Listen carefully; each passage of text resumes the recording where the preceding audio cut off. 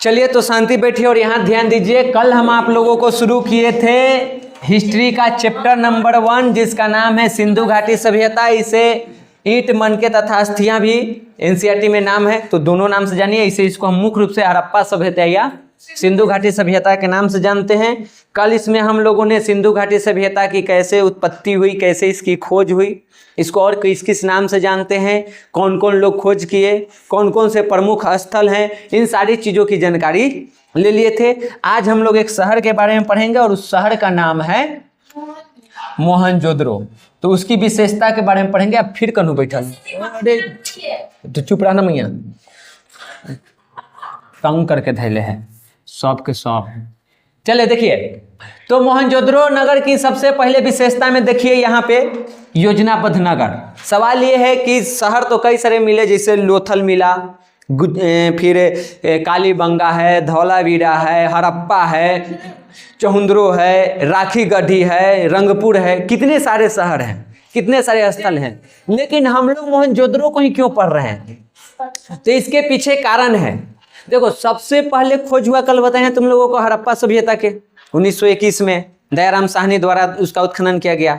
और उसके बाद दूसरा नंबर पर है मोहनजोदड़ो 1922 में राखलदास बनर्जी। ठीक, लेकिन जितने भी स्थल मिले हैं हड़प्पा सभ्यता में, उन सभी स्थलों में सबसे बड़ा जो शहर माना जाता है वो है तुम्हारा मोहनजोदड़ो। और इसी वजह से यहाँ पे हम किसकी विशेषता को पढ़ रहे हैं? मोहनजोदड़ो को। जब हम मोहनजोदड़ो की विशेषता पढ़ लेंगे तो समझिए कि आप हड़प्पा सभ्यता के सभी स्थलों की विशेषताएं आप पढ़ लिए, क्योंकि सब एक दूसरे से मिला जुला था। ठीक, तो सबसे पहले इसकी विशेषता यह है कि यहाँ पे जो शहर बसाए गए थे वो योजनाबद्ध तरीके से था। ये कल भी हम आप लोगों को बताए थे कि शहर जो बसाया गया था एकदम योजनाबद्ध तरीके से, सही तरीके से। ना तो किसी को घर से निकलने के लिए रास्ते की लड़ाई, सड़क की लड़ाई, न पानी की लड़ाई, नाले की लड़ाई, सब कुछ बेहतरीन था। तो सबसे पहला चीज इसमें यह है कि इसमें उत्तर से पश्चिम की ओर, यानी एक ऐसे सड़क थी और दूसरी ऐसे सड़क थी। पूरे मोहनजोदड़ो में ऐसे सड़क थी और ये सभी सड़कें एक दूसरे को समकोण काटती थी। देखो यहाँ पे समकोण कट रहा है, तो जितनी भी सड़कें होती थी वो आपस में ऐसे कटती थी और इसके इर्द गिर्द में क्या होता था? बस्तियां होती थी, घर होते थे। ठीक, शहर बसा हुआ था, गांव नहीं था, शहर था पूरा। तो इसके इर्द गिर्द बसे हुए हैं, फिर उसके बीच में भी छोटे छोटे सड़क होते थे। तो सड़कों की उत्तम व्यवस्था, योजनाबद्ध तरीके से शहर को बसाया गया। सड़क एक दूसरे को समकोण पर काट रही थी। दूसरी विशेषता ये है कि पूरा जो तुमको ये मोहनजोदड़ो है वो दो भाग में बंटा हुआ था। ठीक, एक है दुर्ग और दूसरा है निचला नगर। दुर्ग कहते हैं कि वो ऊपरी हिस्सा था जहाँ पे शासक वर्ग रहते थे, वहीं से बड़ा सा स्नानागार भी मिला है, अन्नागार भी मिला है। और निचला शहर जो है वो माना जाता है कि आम लोगों की थी। ठीक, तो दूसरी खासियत इसकी ये है कि ये चीज़ मिला है, ये दो भागों में बटा था। पहला दुर्ग जो ऊपरी नगर है और दूसरा यहाँ पे निचला नगर जहाँ पे आम लोग रहते थे। पहले वाले में शासक वर्ग और भी जो लोग हैं वो रहते थे।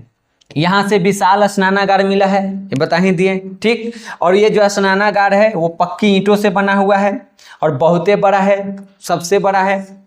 इसके बारे में भी हम विस्तार से और जानेंगे, यहाँ पे बस शॉर्ट में जान रहे हैं। और माना जाता है कि यहाँ पे जो भी धार्मिक सामाजिक कुछ प्रमुख पूजा पाठ ये सब होता था, अनुष्ठान, तो उस टाइम पे इसका उपयोग किया जाता था। तो तीसरी विशेषता इसकी ये थी। यहाँ पे आप चित्र में देख सकते हैं, ये है आपका मोहनजोदड़ो के कुछ मिले हुए साक्ष्य। साक्ष्य में क्या क्या है जी आपके पास? तो सबसे पहले आपके पास है ये विशाल स्नानागार। ठीक, बड़ा सा, जिसमें उत्तर और दक्षिण से उतरने के लिए सीढ़ी थी। ये सब आगे हम अभी पढ़ेंगे। ठीक, आपको क्या करना है कि जब आप पढ़ रहे हैं तो हर बात को आप याद नहीं कर सकते हैं, इसके बारे में वो पेचीदा हो जाएगा। आप इस पिक्चर को ही अपने दिमाग में कोशिश करिए कि बैठा ले और उसके बाद एक बार बुक पढ़ लीजिए, दोनों में मैचिंग कर लीजिए। पूछेगा कि मोहनजोदड़ो के विशाल स्नानागार के बारे में वर्णन करें, कर दो। उत्तर दक्षिण से सीढ़ी थी, पूरा जो है वो किससे बना हुआ है? पक्की ईंटों से बना हुआ है। इसका फर्श भी पक्की ईंट से बना हुआ है। लंबाई, गहराई, चौड़ाई याद करना पड़ेगा, लेकिन ये सब याद कर सकते हैं। इसके पास में इर्द गिर्द में कमरा है, माना जाता है कि इन कमरों में पुरोहित पंडित जो है वो रहते थे। यहीं से एक कमरा में कुआं मिला है और माना जाता है कि उसी कुएं से इसमें पानी भरा जाता था। बगल से एक नाली है, जो भी पानी है वो यूज होने के बाद इस नाली से बाहर निकल जाएगा। उसके बाद इसी के आसपास में कई सारे स्नान घर मिले हैं। लोग यहाँ से नहाता था, नहा के निकल के उस रूम में गया, फिर वहाँ नहा लिया। ठीक करते हैं ना इसे, नदी तालाब से आते हैं नहा के फिर घर नहाते हैं, वो कर लिया। अब वहाँ पे नहाया तो पानी गिरेगा, तो पानी को निकलने के लिए नाला चाहिए, तो वहाँ से एक छोटी सी नाला बनाई हुई थी और वो नाला आके बड़े नाले से जुड़ा हुआ था और पूरा पानी बाहर निकल जाता था। तो ये सारी सुविधाएं इसमें दी हुई थी। ठीक वही वाला यहाँ भी बनाया गया है। यहाँ पे देखो ये तुमको दिख रहा है, इधर दोनों तरफ से सीढ़ी उतरने के लिए। आओ आगे इसको हम पढ़ेंगे। फिर जब यहाँ के सड़क के बारे में भी पढ़ेंगे तो वहाँ पे याद रखना, देखो सड़क ऐसे होती थी। ठीक, या यहाँ पे देखो तो ये भी तुम्हारा ये सड़क है, इस प्रकार के इसका सड़क था। अरे तो देखो न समझ में आया, जैसे यहाँ से इस सड़क गया हुआ है और एक सड़क आएगा इधर से, वो गुजर जाएगा किधर, इधर की ओर। एक सड़क गया इधर से इधर की ओर, तो यहाँ पे समकोण काट रहा है कि नहीं काट रहा है। तो ऐसे सड़कें थी। तो पूरा पिक्चर मेरे पास ना है, पूरा देखेगी तब ना। ठीक, उसी के साथ यहाँ पे क्या बनाया जाता था, नाला। नाला को ढाका, ये सब आगे हम अभी देखेंगे। ठीक, ये समझ में आई। देखो ये ऊंचला है, ऊंचला कर रहे हैं, ऊंचा वाला है जो दुर्ग कहते हैं वो है ऊपरी भाग। निचले भाग का तस्वीर नहीं है। तो यहाँ पे रहते थे शासक वर्ग के लोग। ठीक, यहीं पे स्नानागार है, यहीं पे अन्नागार भी है, दोनों चीजें यहीं से मिली है। यहाँ तक में कोई दिक्कत नहीं है। अन्नागार जेकरा में अनाज रखल जा, स्नानागार जेकरा में नहायल जा। समझ गई। आगे ये सब विस्तार से फिर पढ़ेंगे, अभी खाली इंट्रो है, देखो ना। तो यहाँ से अन्नागार भी मिला है। सवाल इसे पूछेगा कि स्नानागार के साक्ष्य कहाँ से मिले हैं। अन्नागार के मिले हैं कई जगहों से, लेकिन बड़ा बड़ा यहीं से मिला है। ठीक, उसके बाद यहाँ के जो मकान है वो पक्की ईंटों का बना हुआ था और सभी मकान या तो 2 मंजिले थे या 2 मंजिले से ऊपर थे, यानी 3 मंजिला 4 मंजिला था, लेकिन कम से कम 2 मंजिला था। एक आध घर ऐसे हैं जिसमें आपको क्या मिला है, 1 मंजिला। फिर घर के अंदर जाइएगा तो घर में आपको पहले एक आंगन बड़ा सा और आंगन के अगल बगल में बना रहेगा कमरा, उसी में एक आपका रसोई घर, उसी में आपका शौचालय, उसी में पानी की पूर्ति के लिए कुआं, क्योंकि तब नलकूप ये सब नहीं था, हैंडपंप ये सब नहीं था, कुआं से ही पानी की पूर्ति होती थी। फिर घर में जो पानी यूज होगा उसको निकालने के लिए नाली की उत्तम व्यवस्था। नाली वो सड़क के साथ जुड़ी हुई थी, एक तरफ से सड़क जा रहा है, दूसरी तरफ से नाली उसी के साथ, छोटी गलियों से छोटी नालियाँ, फिर बड़े सड़कों के साथ बड़ी नालियाँ ऐसे जुड़ी हुई थी। उन नालियों में जगह जगह पे क्या किया गया था, हौदा बनाया गया था, चेम्बर, ताकि नली में जो पानी जा रहा है तो साथ का जो कचरा है वो हौदा में बैठ जाए और सिर्फ पानी बाहर जाए और समय समय पर उसको साफ किया जाता था, जिसे आज हम लोग करते हैं। हाँ, तो उस प्रकार से था। उसके बाद और देखोगे तो इसमें क्या था, बाजार और हस्तलिप, यानी कि अरे कोई फिर बैठल है कहूँ रे, अरे देखी थे हाथ अति कैले है, भुटनी को करिए है, ये लोगों को करा है। आगे देखो, बाजार और हस्तशिल्प।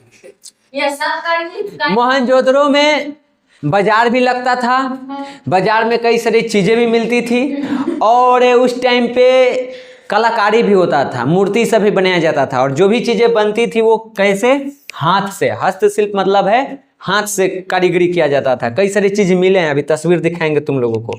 ठीक, तो व्यापार और हस्तशिल्प का केंद्र था। यहाँ पे तुमको मूर्ति भी मिला है नृत्य करती हुई एक लड़की की। ठीक, उसके बाद एगो पुजारी राजा के मूर्ति मिला है, तस्वीर दिखाएंगे। कई सारे धातु भी मिले हैं, मिट्टी के खिलौने भी मिले हैं। तो ये सारी चीजें यहाँ से प्राप्त हुई है। ये देखो तुम्हारा तस्वीर, यही है वो नृत्य करती हुई लड़की जो मोहनजोदड़ो से मिली है। समझ गए। और इससे आप समझ सकते हैं कि उस टाइम के जो लोग हैं वो कितने बढ़िया तरीके से कलाकारी करते थे। आज से हम 5000 साल 6000 साल पहले की घटना पढ़ रहे हैं, कम से कम में मानो तो। ऐसे उसको हम 3 चरण में बांटते हैं। तो पहला कालीन शुरू होता है 6000 ईसा पूर्व से, प्रारंभिक चरण। तो इस हिसाब से तो 8000 साल हो जाएगा, क्योंकि 2000 ही वाला है ना। तो विकसित वाला लो तो उस हिसाब से हम लोग 5000 साल पहले की कहानी पढ़ रहे हैं, तब ये चित्र। अगर पूछेगा यहाँ से याद रखना, ये कहाँ से मिला है, ये कहाँ से मिला है, ये है पुजारी राजा, ये है उस टाइम की मुद्रा। और मुद्राओं पे देखो तो कुछ ना कुछ यहाँ पे चित्र बनाया हुआ है, ठीक। तो उस टाइम के पैसा है, इस पे भी वो कलाकारी करना जानते थे।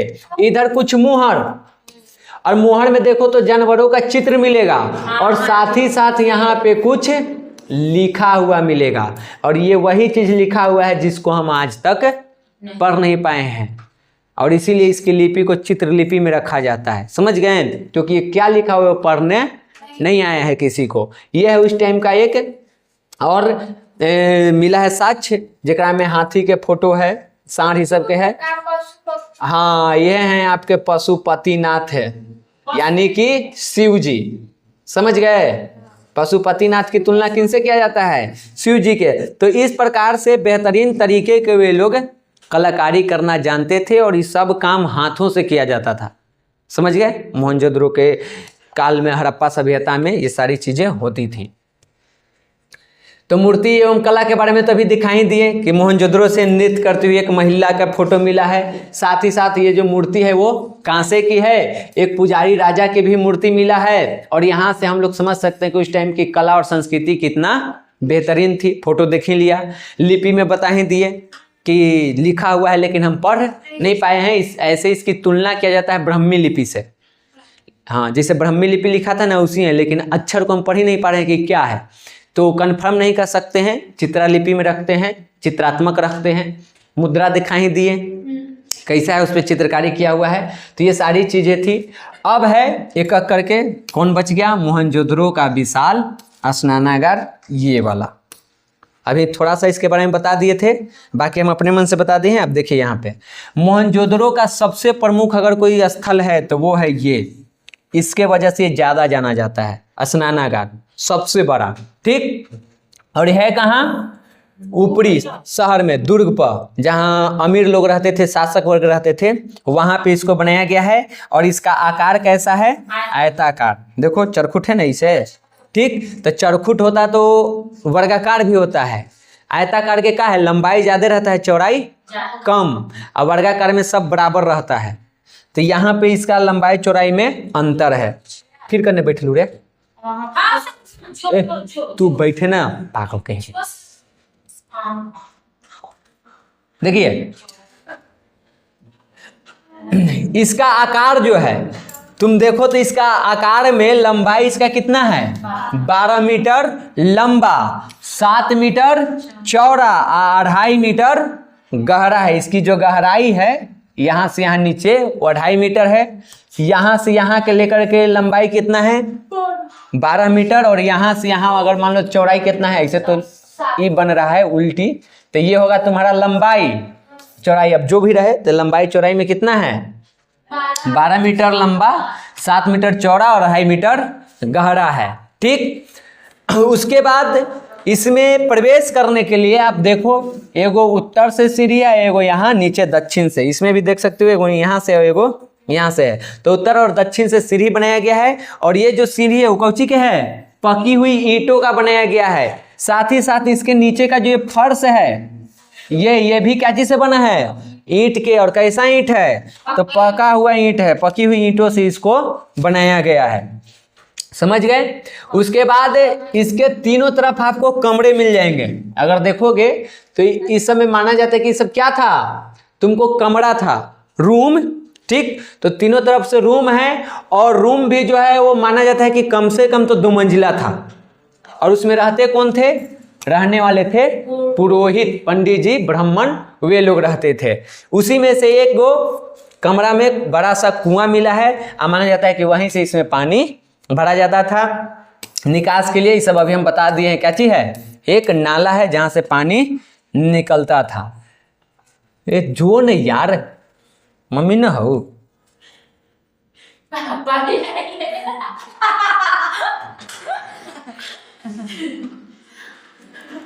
बड़ी खुश हुई, हंसले घर धंसा है।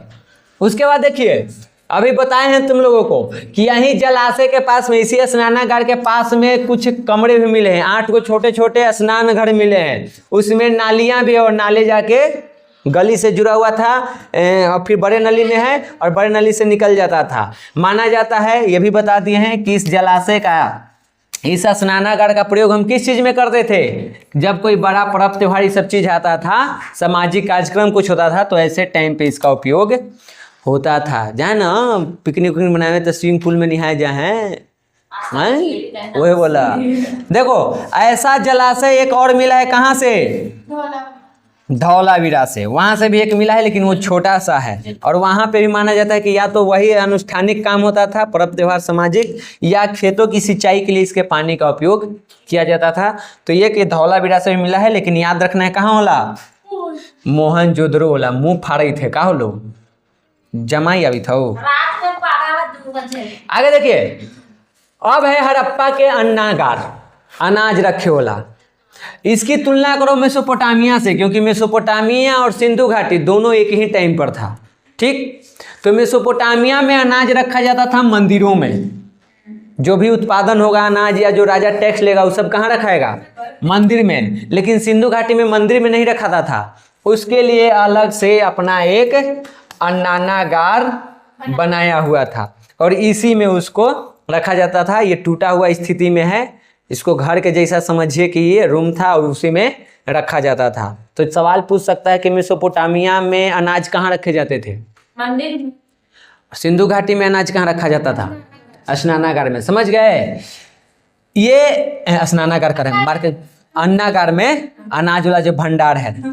ऐसा साक्ष्य तुमको मोहनजोदड़ो से, हड़प्पा से, कालीबंगा, चहुंदरो, लोथल जैसे हर जगह से मिला है, लेकिन इन सब में सबसे बड़ा कौन है? जो मोहनजोदड़ो से मिला है वो वाला। तो ऑब्जेक्टिव अगर पूछे आप मोहनजोदड़ो है वहां पे, तो उसी में टिक करो। ना तो दिले इनमें से सभी या सब है, इनमें से सभी होगा, नहीं तो मोहनजोदड़ो होगा। इसकी अगर लंबाई बात करो, लंबाई चौड़ाई के, तो 45.72 मीटर लंबा और 15.23 मीटर चौड़ा है। ठीक, और इसमें एक प्रवेश द्वार भी था, जो सामने एक नदी है, उसी नदी के तरफ से इसका गेट था। यहाँ तक क्लियर? हटा दिए। ले अब आइए हड़प्पा का अन्नागार। फिर और ये कुछ लो ना, लिखो ना, बुक में ना है। ये सब सब्जेक्टिव जब लिखना होता है ना, तो उस टाइम पे इम्पोर्टेंट होता है, ऐसे उतना जरूरी ना है। ना उग तो देखे ना, एक को ठोपना आपकी उग जेतो, इसलिए हम उगेबे ना करम। हो गया मियाँ, आगे बढ़ाएं। हाँ सब तू ही कर ला, हमने तो फालतू में नहीं आए थी। अजब देखी थे। हो गई ना, ये वाला ही ना। अरे कौने करने बैठ जाए, पतो चली थी करियठी। तो बोर्डो करिए है, वो करिए है, भीड़ी से लौकी थे। देखिए उसके बाद हड़प्पा के दुर्ग में भी इस तरह की चीजें मिली है। ठीक ना, वहां भी ईंटों से बना हुआ चबूतरा मिला है, और उस चबूतरे को देख के यही माना जाता है कि ये भी हड़प्पा के क्या चीज है? अन्नागार है। अन्नागार है, अन्ना हम बार बार बोल देते हैं, अन्नागार है। ठीक, अनाज रखने वाला घर है, जैसा मोहनजोदड़ो में, उसी कहाँ हड़प्पा में भी। ठीक, वहाँ पे छोटा छोटा है, उसकी लंबाई है 15.23 और चौड़ाई है 6.09, इतना छोटा छोटा। ठीक, और इस सब के मिला करके जितना बड़ा होगा ना, उतना बड़ा अकेले मोहनजोदड़ो में है। इस छवों के मिला के जितना बड़ा बनेगा ना, उतना अकेले मोहनजोदड़ो में ही। इसीलिए मोहनजोदड़ो वालों को ज़्यादा महत्व है, उसी को माना जाता है। इसे मिला हड़प्पा, लोथल, इन सभी जगहों से है। ठीक, उसके बाद वहीं पे जो ये हड़प्पा में ये मिला है अन्नागार, हाँ, तो उसी के बगल में एक मिला है चबूतरा। ठीक, वृत्ताकार गोल। माने जाते कि वो चबूतरा है जेकरा पर दौनी होता था। दौड़ी, अरे धान पीट दहली, हाँ, यहाँ मुंगरी से पीट के राई निकालल जा हल, या बूट सरसों। ठीक ना, तो माना जाता है कि इस पे दौड़ी किया जाता था, और बगल में यहाँ पे अनाज भंडार में, अन्नागार में इसको रखा जाता था। उसके बाद मिला है हमने के एगो गोदी बड़ा। गोदी बड़ा मतलब कल भी बताए हैं क्या है, ये इंपॉर्टेंट भी है, पूछता भी है। गोदी बड़ा कहते हैं हम लोग बंदरगाह को। सवाल पूछता है गोदी बाड़े का साक्ष्य कहाँ से मिला है, तो वो मिला है तुमको लोथल से, गुजरात से। ठीक, तो देखो लोथल से एक विशाल जल कुंड मिला है, यानी तालाब जैसा जो भी समझो, जो कि 218 मीटर लंबा है और 37 मीटर चौड़ा और 3.3 मीटर गहरा है। और ये स्नानागार नहीं है, इसको माना जाता है कि ये बंदरगाह है जहाँ पे व्यापारिक जहाजें आती थी और यहीं पे सामान उतारती थी और लोड भी होती थी। समझ गई। और ये मैं नहीं कह रहा हूँ, एक इतिहासकार हैं, और वो इतिहासकार भी जो कह रहे हैं वो अपने मर्जी से नहीं कर रहे हैं, वहाँ पे कुछ चीज़ें मिली है उस आधार पे कहा जा रहा है। वो चीज़ क्या है देखिए। पहला चीज़ कि ये जो तुमको जल कुंड मिला, जिसको हम गोदी बड़ा कहते हैं, उसको जोड़ा गया है एक नाले नहर के माध्यम से नदी द्वारा। मान लो जैसे कि ये तुमको नदी गया हुआ है, ठीक, तो ये तुमको नदी चला गया और इस नदी के पास से ऐसे करके यहाँ पे इसको जोड़ा गया है, ठीक। और ये है तुम्हारा क्या चीज, गोदी बड़ा। तो माना जाता है कि ये मेन नदी है, यहाँ से नाव जहाज आता था अपना सामान लेकर के यहाँ आया, लगाया, यहाँ पे उतारा और यहीं से लोड करके फिर इन्हें या अपन इधर निकल गया। लेकिन सिर्फ यही नहीं, कुछ और भी है इसका वजह।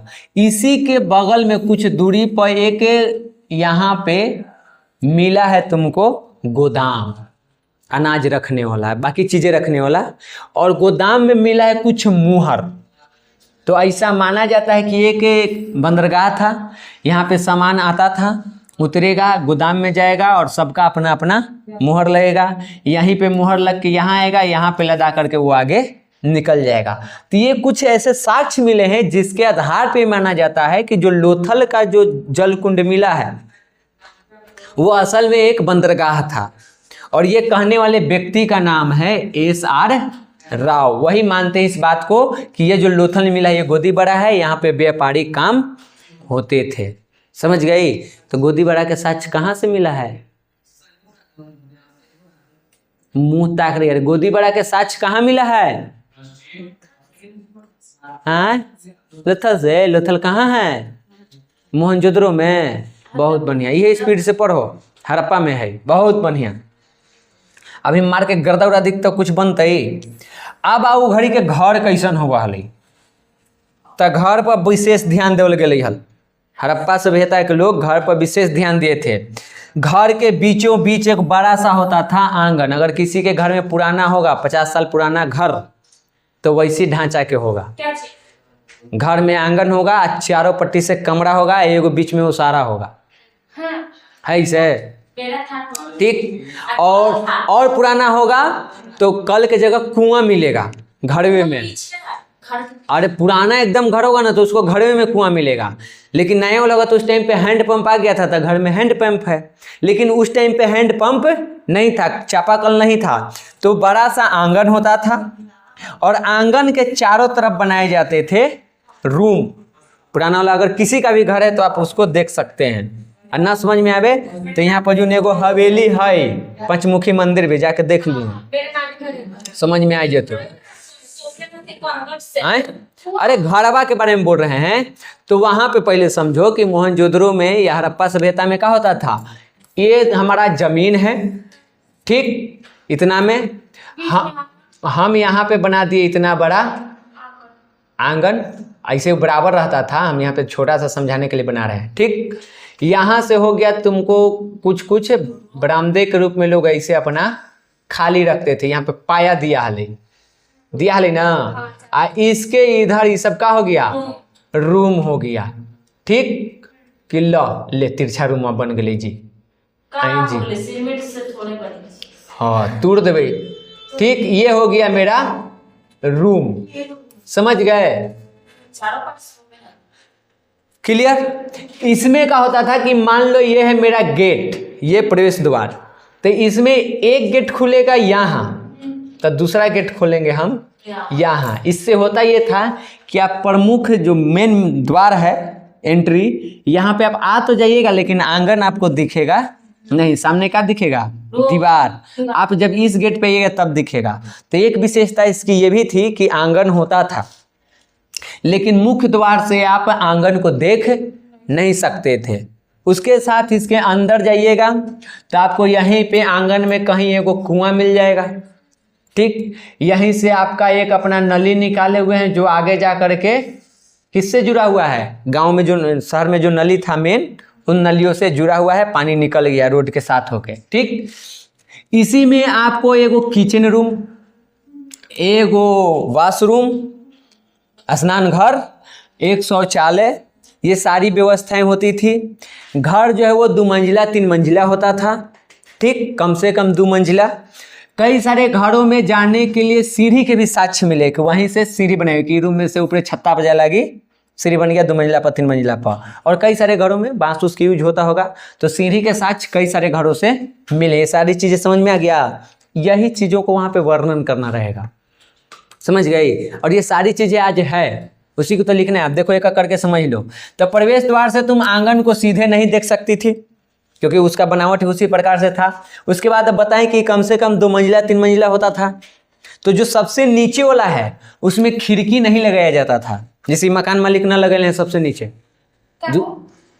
उसका एक वजह ये हो सकता है कि धूल कण जो है नीचे वाला में ज़्यादा ना आता है, तो गंदगी से बचने के लिए नीचे नहीं रही। एक विशेषता थी कि नीचे वाले में खिड़की नहीं था, जबकि बाकी जो ऊपर है 2 मंजिला 3 मंजिला तो उसमें आपको खिड़की मिलेगा।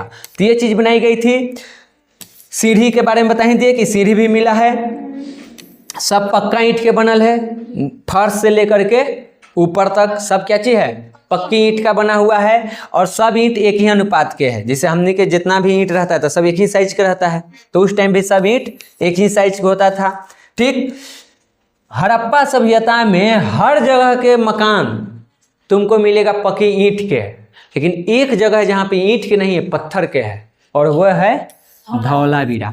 यहाँ के भवन किस चीज से बना हुआ है, तो ये एक इम्पोर्टेंट हो जाता है, पूछ देगा कि हड़प्पा सभ्यता में किस जगह का मकान या भवन पत्थर के बना था, तो धौलावीरा में। बाकी हर जगह पक्की ईंटों का बना हुआ था, समझी। आगे देखिए, उसके बाद जब घर बन उनके तैयार हो जाता था तो उसको खूबसूरत बनाने के लिए प्लास्टर किया जाता था, लेकिन तब सीमेंट इस सब की व्यवस्था नहीं थी, तो मिट्टी का लेप चढ़ाया जाता था उस पे। ठीक, घर है पक्की ईंटा के लेकिन सीमेंट पर बना हुआ नहीं है, तो मिट्टी का लेप चढ़ा करके उसको चिकना बनाया जाता था। और फर्श को तो बता ही दिए कि नीचे से लेकर ऊपर तक सब बना हुआ था ईंटे के। ठीक, इसमें घर भी अलग अलग प्रकार के थे, जैसे आज हमारा ये गांव है तो देख लो सबका घर का एक जैसा है, सबके आकार अलग अलग है। हो सकता है सब आयताकार में हो, लेकिन सबके घर के आकार बड़ा छोटा हो सकता है, बहुमंजिला 1 मंजिला 2 मंजिला इसे हो सकता है। ठीक, और ये एक चीज़ और दर्शाता है, जिसका घर बड़ा है और बहुमंजिला है वो व्यक्ति, और जिसका घर छोटा है 1 मंजिला है वो व्यक्ति उस टाइम पे भी वो चीज़ है। और वो कहीं ना कहीं इस बात का बोध कराता है कि जो बड़े लोग थे, अमीर लोग थे, उनका घर बड़ा होता था, बहुमंजिला होता था, और जो गरीब आम लोग होते थे उनका घर छोटा होता था और 2 मंजिला तक रहता था। एक आध ही घर है जो 1 मंजिला है, नहीं तो कम से कम 2 मंजिला होता था। तुम पटना चले जाओ, एक आध ही होगा जो तुमको 1 मंजिला मिलेगा, अन्यथा कम से कम 2 मंजिला तो रहवे करेगा। तो उसी प्रकार था, समझ गए। तो ये चीज़ यहाँ के समाज के वर्गीकरण को भी दिखाता है कि वहाँ पे गरीबी अमीरी भी साफ तौर पे तुमको इस आधार पे देख सकती हो। ठीक, इसके अलावे चौहुंदरों में कुछ ऐसा घर मिला है जो इन दोनों से भिन्न है, अमीर और जो गरीब उन दोनों से भिन्न एक और घर है, और उस घर के बगल में एक कारखाना है। तो माना जाता है कि वो जो घर है वो किनका है, मजदूरों का, संस्था वाला घर, छोटा सा ऐसी टेम्पोररी जैसा।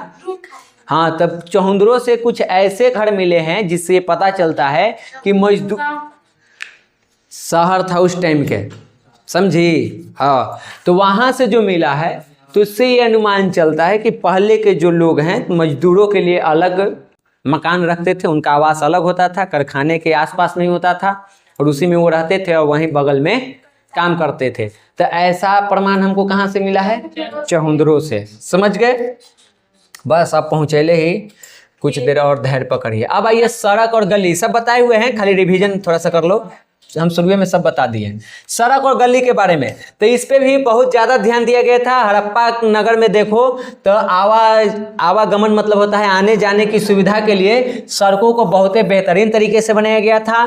पूरा शहर का सड़क और गली एक जाल सा बना हुआ था, सब एक दूसरे से जुड़ा हुआ और सब एक दूसरे को समकोण पर काट रहा है। ऊपर से देखो तो लगेगा जैसे कि एक जाल बनाया हुआ है और उसके बीच में घर बनाया गया है। तो इस प्रकार से ये बना हुआ था। और सड़कें चौड़ी और छोटी भी थी, जो घर से निकलती थी गली से निकलती थी वो सड़कें छोटी होती थी और जो मुख्य सड़क था वो बड़ा था, लगभग कितना 9.4 मीटर। देखो चौड़ हाँ 9.14 मीटर चौड़ा, जो मोहनजोदड़ो का सबसे बड़ा सड़क है ना, जो मेन, मान लो ये पूरा इस इलाके में मोहनजोदड़ो बसा हुआ है, तो जो मेन सड़क है ना वो कितना है 9.14 मीटर लंबा चौड़ा, इसकी चौड़ाई 9.14 है। फिर इस सड़क के साथ छोटे छोटे सड़क मिले हुए हैं, तो जो छोटे सड़क है वो कितना 3 मीटर, जैसे यहाँ से इतना पतरा पतरा ऐसा है, इसके बीच में क्या है घर है, हो सकता है यहाँ से भी एक पतरा ऐसे हो, समझ गए, और इसके घर है। उसी प्रकार से अब ऐसे ऐसे बनाते जाए इसमें तो एक जाल जैसा बन जाएगा।